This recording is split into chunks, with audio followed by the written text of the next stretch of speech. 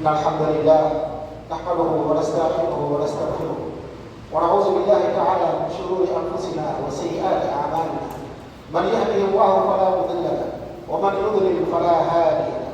أشهد أن لا إله إلا الله وحده لا شريك له وأشهد أن محمدا عبده ورسوله.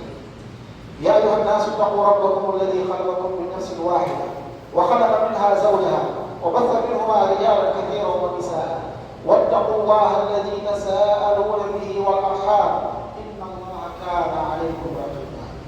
يا أيها الذين آمنوا اتقوا الله حق تقاته ولا تموتن إلا وأنتم مسلمون. عباد الله،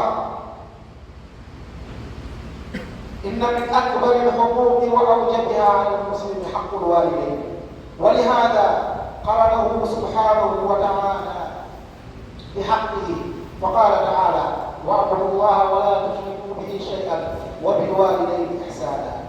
بل أوصى جل جلاله بالإحسان إليهما وصحبتهما بالمعروف ولو كانا كافرين، ولكن لا يطيعهما في معصية الله والإشراك به.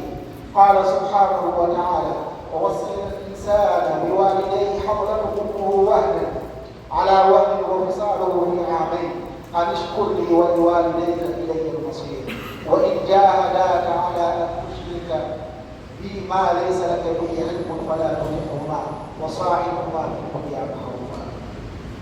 وكان من صفات الأنبياء عليهم السلام التي مدحهم الله بها بر الوالدين، كما قال عن يحيى عليه السلام: وبرا بوالديه ولم يكن جبارا عصيا.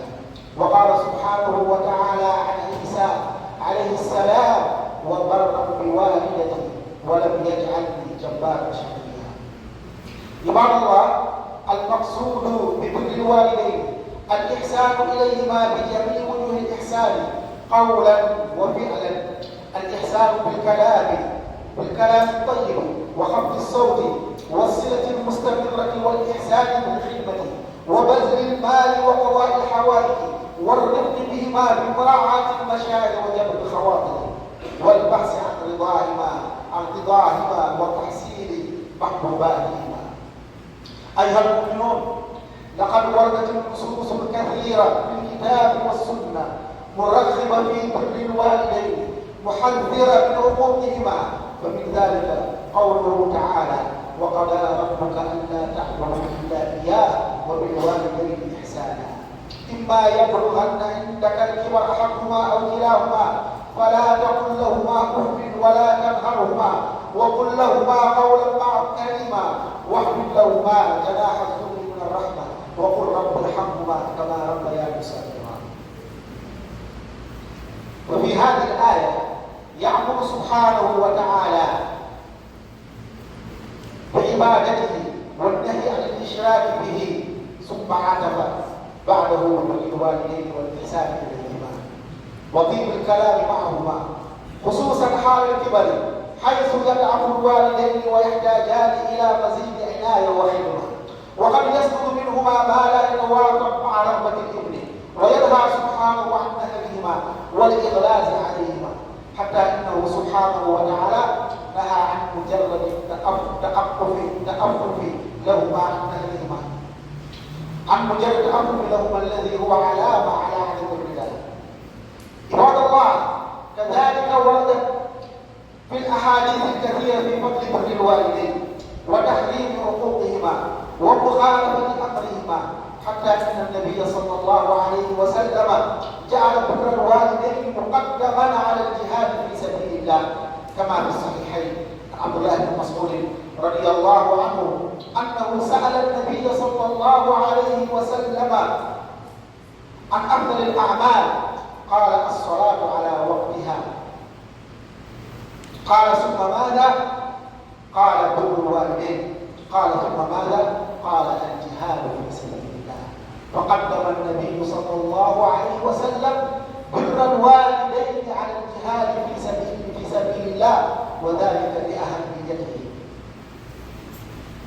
وجاء رجل إلى النبي صلى الله عليه وسلم يستأذنه في الجهاد، وقال له النبي صلى الله عليه وسلم: أوالداك حي؟ قال: نعم. قال: النبي صلى الله عليه وسلم بر الوالدين أفضل من الجهاد، وأمر هذا الرجل بالرجوع إليهما وترك جهاد التطوع. وعن أبي سعيد الخدري رضي الله عنه أن رجلا هاجر إلى النبي صلى الله عليه وسلم فقال له النبي صلى الله عليه وسلم: أوالداك أذنا لك؟ قال: لا. قال: ارجع إليهما فاستأذنهما، فإن أذنا لك فجاهد وإلا فارجع. وفي هذا الحديث وجوب الاستئذان الوالدين حتى في الخروج للجهاد في سبيل الله وحتى في الهجرة لسبيل الله. وفي سنن النسائي أن جاهد السلمي جاء إلى النبي صلى الله عليه وسلم قال: يا رسول الله، أردت الغزوة أي في سبيل الله، الجهاد في سبيل الله، وجئت أستشيرك. فقال له النبي صلى الله عليه وسلم: هل لك من والدة؟ قال: نعم. قال: ففيها فجاهد فإن الجنة تحت رجليها. ولما مات ابن إلياس بكى فقيل له: ما يبكيك؟ قال: كان لي بابان مفتوحان إلى الجنة وأغلق أحدهما، أي أغلق بابا بموت والدتي. والأحاديث والآثار في هذا المعنى كثيرة، والسعيد من وفق لبر والديه والإحسان إليهما، فإن في برهما خير الدنيا والآخرة، خيري الدنيا والآخرة. والشقي من عقهما وخالف أمرهما وأغضبهما وتجنب لا محالة في الدنيا والآخرة. أقول ما تسمعون وأستغفر الله لي ولكم ولسائر المسلمين فاستغفروه من كل ذنب إنه هو الغفور الرحيم.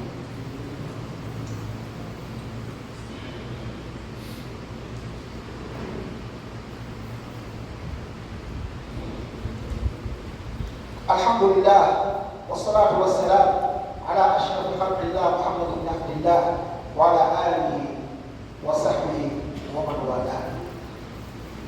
عباد الله، فبر الوالدين لا ينقطع بموتهما حتى بعد الممات. قال النبي صلى الله عليه وسلم: إذا مات ابن آدم انقطع عمله إلا من ثلاث: منها صدقة جارية أو علم ينتفع به أو ولد صالح يدعو له، أي ولد صالح يدعو لوالديه. أخرج مسلم في صحيح ابن عمر رضي الله عنهما: لقي رجل بطريق مكة فسلم عليه عبد الله بن عمر وحمله على حماره كان يركبه وأعطاه إماما كانت على رأسه. قال ابن دينار: وقلنا أصلحك الله إنهم الأعراب وإنهم يرضون باليسير. فقال عبد الله: إن أبا هذا كان ودا لأبي عمر بن الخطاب، وإني سمعت رسول الله صلى الله عليه وسلم يقول: إن أبر البر صلة الرجل أهل ود أبيه. ولعل الاجتهاد يا عبد الله في بر الوالدين بعد موتهما ينظر تقصيرك في حقهما حال حياتهما.